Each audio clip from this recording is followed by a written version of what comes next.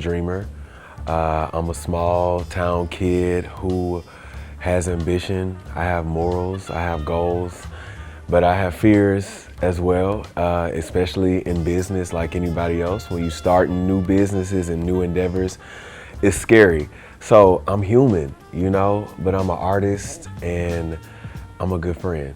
What made me enter the beauty industry was it was needed for somebody like me to represent beauty. You know, oftentimes when you think about beauty, you don't think about a black man and you don't think about black people in general. I think that, you know, living in the time that we live in, it's important to represent all shades, all different types of people. And I would go in stores and I would feel unrepresented and underlooked. And I felt like it was my responsibility to do something about it and instill confidence in people that look like me.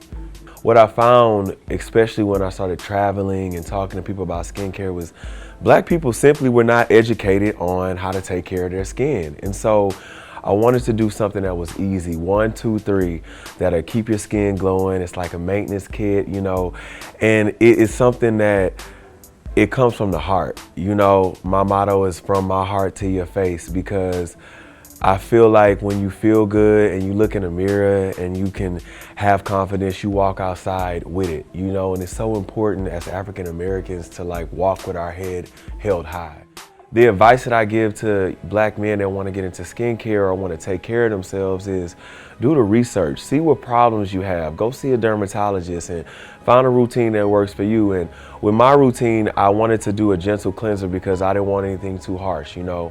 I wanted to do something that takes out the bad, keeps the good oils, and I wanted to create something that was easy to use. So find a routine that's easy for you, and you know, you'll see the difference. And some things will work and some things won't work, but do your research. The first business lesson that I have learned, and I can tell anybody else, is don't be afraid of failure.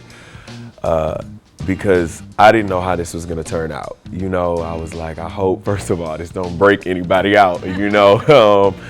When you're dealing with skincare, it's very personal, you know, and I was afraid to reveal myself, because when you are being so vulnerable with somebody and talking about skin and their imperfections, you have to be willing to like take your mask off as well. And I've been in front of the camera since I was 17 years old. And so getting vulnerable with myself, you know, in order to be vulnerable with other people in business, and just staying persistent, not letting anybody tell you no. And, you know, when they do tell you no, just know that there's a yes around the corner, and stand true to you. And I think you have to do everything with purpose. You know, butter comes from purpose. If you're reluctant about getting in the beauty industry and you're a black man, I say go forward. You know, like the window is open. It's only a few of us in it, you know, and when I do walk into rooms, I realize that, you know, especially when I walk into rooms where black people are not represented. So please, come on, join the bandwagon.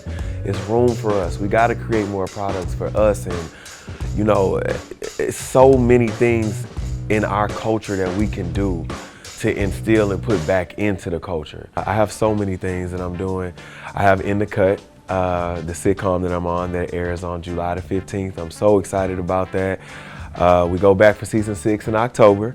So you'll get more of that, and then I'm going back in the studio to finish up my album, and then you guys will see more of Butter and more of me hosting and just more of me. What's next is like life.